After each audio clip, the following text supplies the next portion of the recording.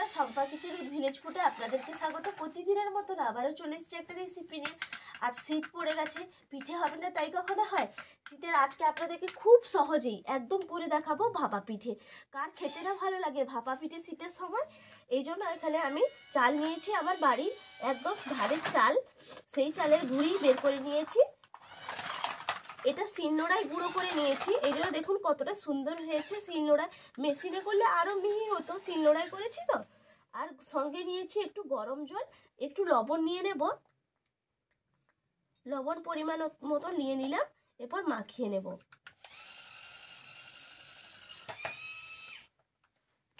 মা, তুমি এখানে কি করছো? পিঠে বানাবো সোনা। কি পিঠে? ভাপা পিঠে বানাবো, তুই দেখতে থাক কি করে বানাচ্ছি। যাই হোক, আমার ছেলে যাই হোক দেখবে বলছে। এখানে লবণটা মিশিয়ে নিয়েছি, অল্প অল্প গরম জল দেব, অল্প গরম জল দিলাম, মাখাবো। গরম জল দিয়েছিলাম, আবারও অল্প একটু গরম জল দিলাম, দিয়ে এই অল্প অল্প গরম জল দিয়ে কিন্তু মেশাতে থাকবো। দু হাতে এইভাবে করব, যাতে দলাও পেকে না যায়, সেইভাবে কিন্তু করতে হবে।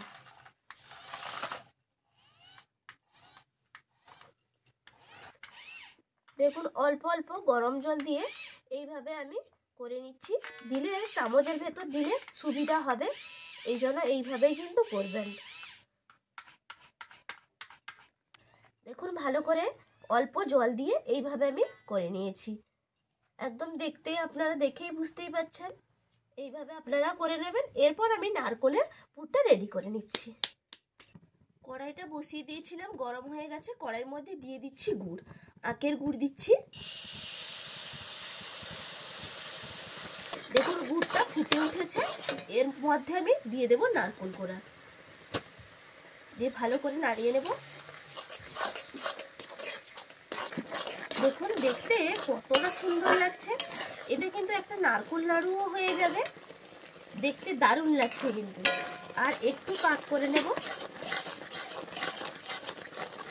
দেখুন একদম আমার রেডি হয়ে গেল। এরপর আমি নামিয়ে নিচ্ছি একটা পাত্রের মধ্যে।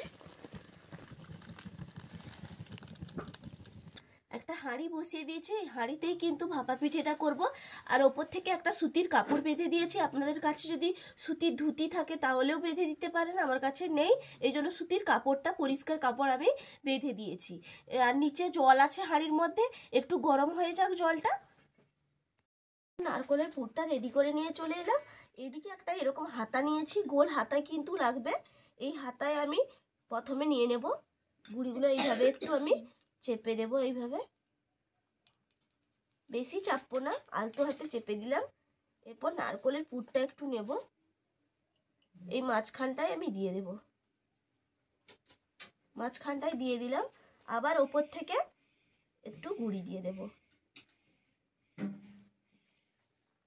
দিয়ে আলতো হাতে চেপে দেব।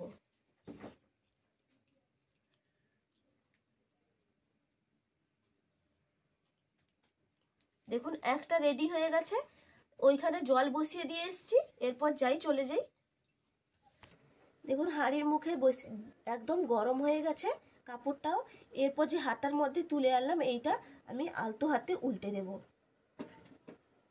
দেখুন উল্টে দিলাম, দেখুন কতটা সুন্দরভাবে হয়ে গেছে। এরপর হাঁড়ির যে একটা ঢাকনা আছে, এই ঢাকনাটা আমি চাপিয়ে দিচ্ছি, ওপর থেকে যাতে একটু বাষ্প না বেরিয়ে যায়, সেই জন্য একটা শিলনোড়া নিয়েছি, শিলনোড়াটা চাপিয়ে দিলাম। এরপর একটু ভাপানো হতে থাক। এরপর আমি খুলে দেখে নেব যে হয়েছে কিনা। ঢাকনাটা খুলছি,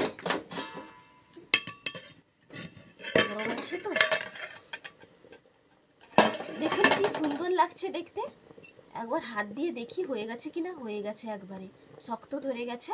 এরপর আমি তুলে নিচ্ছি, ছানটা দিয়েই তুলে নেব। দেখুন কি সুন্দর হয়েছে, একদম পারফেক্ট ভাবে তৈরি করে নিয়েছি, দেখতে অনেকটা সুন্দর হয়েছে। দেখুন একইভাবে সবগুলো করে নেব। আপনাদেরকে একটা করে দেখালাম, আবারও একটা করে আপনাদেরকে দেখাচ্ছি। এই যে দেখুন, এই হাতার মধ্যে আমি নিয়ে নিচ্ছি, চালের গুঁড়িটা একটু চেপে দেব, তারপর নারকেলের পুরটা দিয়ে দেব।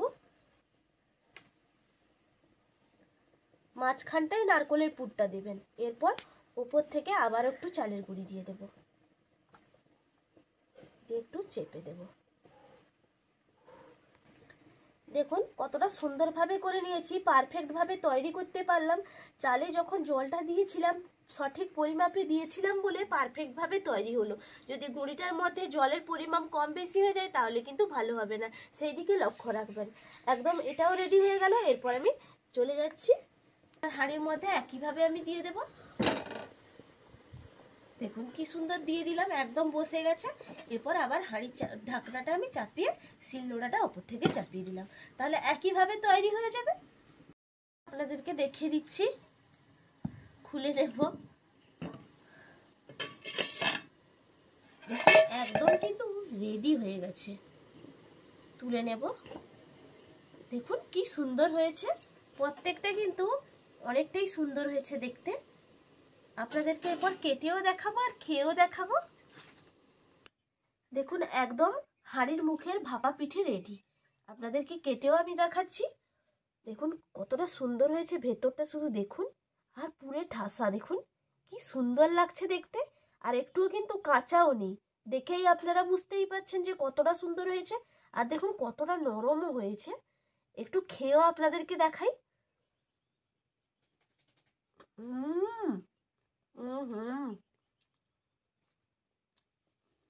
দারুণ, কোনো কথা হবে না।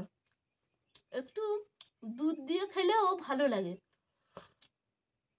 দারুণ লাগছে। মুখে পুরটা পড়ছে, হেভি লাগছে। এইভাবে অবশ্যই বানিয়ে ফেলবেন। আর এই বাকিগুলো কিন্তু রেখে দেব, আমার ছেলে, বাড়ির সবাই আছে, আপনাদের দাদা ভাইও আছে, খাবে।